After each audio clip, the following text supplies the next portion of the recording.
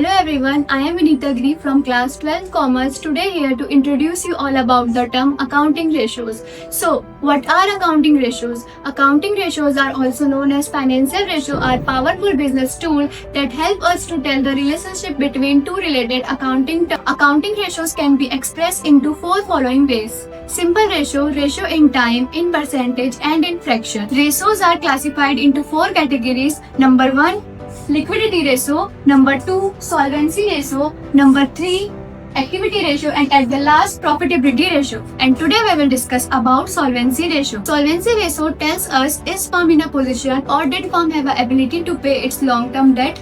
Solvency ratio are classified into 5 categories, and today we will discuss about one of them called debt equity ratio. Debt equity ratio tells the relationship between long-term debt and shareholder fund. It tells us the amount acquired by long-term borrowing in comparison to shareholder fund.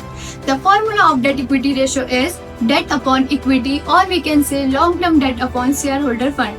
In this, long-term debt include long-term provision and long-term borrowing, whereas equity includes share capital and reserve and surplus.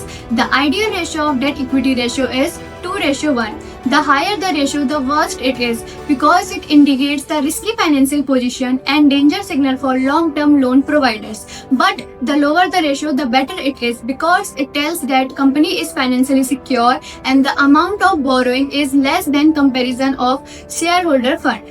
Solvency ratio also reveals that how much a company should rely on long-term borrowing versus their own capital.